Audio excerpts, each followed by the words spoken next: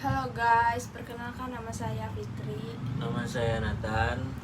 Kami di sini mau Ngobrol mengenai fenomena 19 ya, apa 2018 2018? akhir Desember. Iya.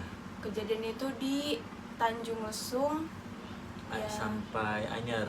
ya, Itu tsunami yang cukup membuat warga Banten, khususnya Tanjung Lesung, Carita, Anyer berduka. Jadi ceritanya pas lagi hari sebelum tsunami emang udah ada kayak tanda-tanda ya. Iya. Kayak Gunung Merapi, Gunung Krakataunya itu erupsi kayak. Jadi pokoknya sebulan itu ada tanda-tanda suara Gunung Krakatau, suara bedum. Iya. Nanti sejam kemudian bedum, nanti 6 jam kemudian bedum gitu. Itu kedengar banget kayak antamannya.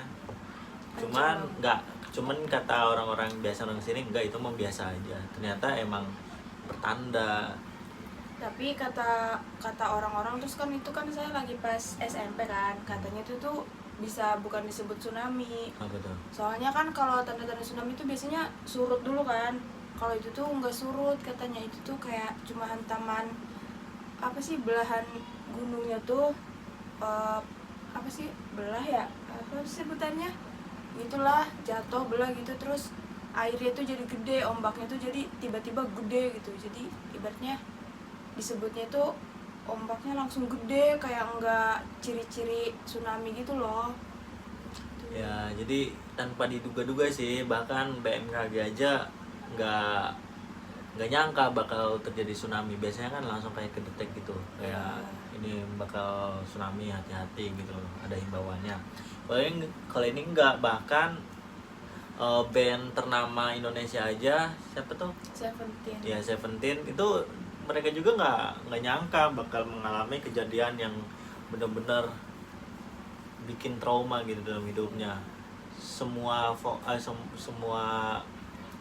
ini apa namanya, personil Seventeen ya wafat gitu, sama tim lo ya, kecuali si vokalisnya sendiri. Ada juga sih personil yang lain, cuman yang kita tahu itu personilnya vokalisnya si Seventeen selamat nih. Jadi dia nyeritain kalau misalnya dia berjuang pas lagi kena hantaman deras air laut.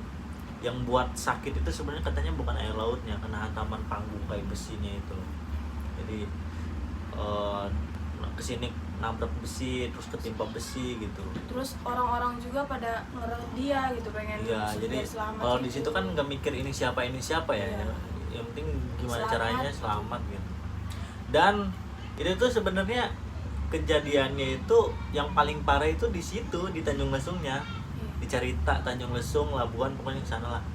Ya, daerah-daerah situ. Tapi kalau di Carita ke Anyer ini dapat paniknya sekaligus ombak pasang lumayan, nggak besar, ombak pasangnya itu sampai ke jalan itu doang sih.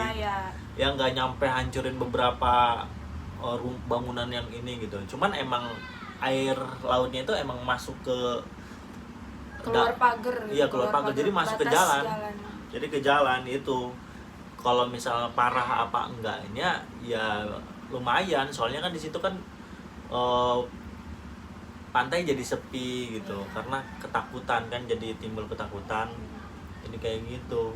Terus bangunan-bangunan apa ya di pesisir pantai. Iya, pokoknya rata-rata kayak saung yang di pesisir pantai itu emang pada roboh, karena emang pasang air lautnya itu lumayan gede. Cuman kalau untuk kayak tsunami air laut besar kayak di Tanjung Lesung enggak nyampe segitu. Cuman yang namanya tsunami kan kita panik kan. Kita bahkan di kampung aja nih yang jauh dari pantai kayak panik gitu, pengen pindah ke dataran lebih tinggi lagi. Iya, padahal udah tinggi.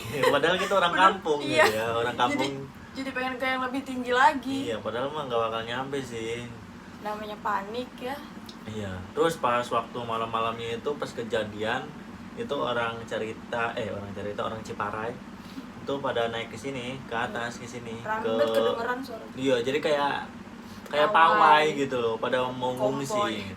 Soalnya beritanya itu simpang siur, ada yang bilang katanya airnya udah nyampe sini, terus airnya udah nyampe sini, bahkan katanya airnya udah nyampe Kadu Bajo. Nah, Kadu Bajo sama sini tuh lumayan dekat gitu, cuma kan ngeri juga kalau udah nyampe Kadu Bajo. Pokoknya beritanya simpang siur gitu. Pas pagi-paginya udah, bahkan orang sini aja kayak nggak percaya. Saya aja pas lagi dapat info itu lagi tiduran, lagi tidur main HP, main game, itu katanya tsunami. Ya tah gitu. Itu malam kan itu. Iya, kayak nggak nyangka gitu. Ternyata pas ngeliat di ini berita langsung. Dan besoknya itu nggak ada sinyal gitu di situ, mati jadi susah. Semuanya.